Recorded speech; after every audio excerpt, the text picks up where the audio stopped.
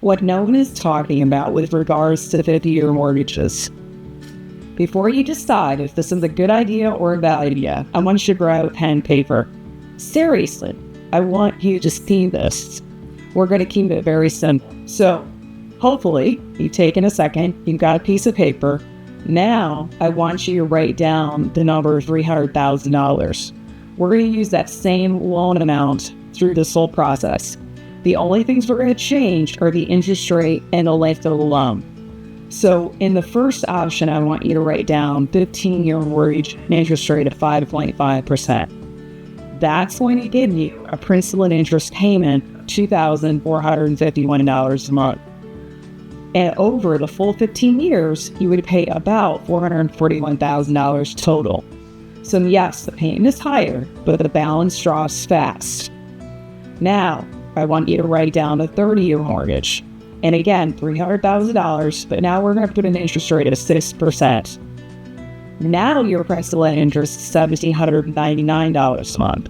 Feels a little bit better, but over 30 years, you pay about $647,000 total. Same house, but over $200,000 more in interest than in the 15-year loan. Now let's talk about that 50-year mortgage. Same loan amount, $300,000, interest rate is 6.5%. Now you've got a principal and interest monthly payment of $1,691. Take a pause. I want you to focus on that part. The 30-year fixed payment was $1,799. The 50-year payment is $1,691. That's a difference of roughly $108 a month. So I want you to ask yourself, is saving $108 a month worth staying in debt for 20 extra years? That's the real trade-off. Now, people always say, but Toni, no one keeps a mortgage for 30 years. Most people don't keep a mortgage for 15 years. And you're right. People sell, they refinance, and life changes. But here's what still matters. With longer loans, your balance goes down very slowly. More of your interest payment goes to interest versus principal, which means you build equity much slower. So even if you refinance or sell later, you're going to walk away with less equity than you expected.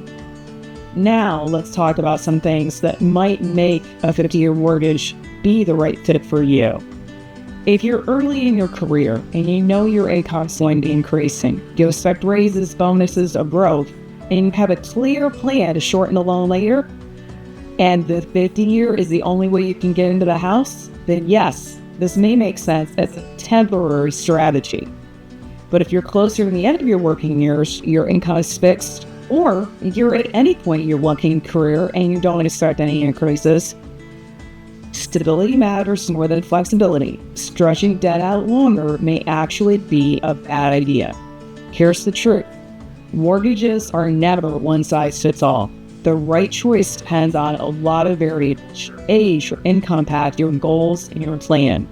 The payment alone should never make the decision. A 50-year mortgage can look helpful on the surface, but the math and your life stage matter more than the headline. That's why we always recommend a personalized conversation before making big decisions.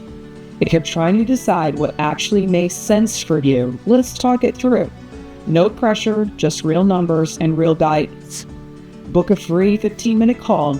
I'm going to put the link below. And if you would, hit subscribe. That's how we keep the information flowing on this channel. Again, I'm Toni Taylor with Interconnect Mortgage. Thank you.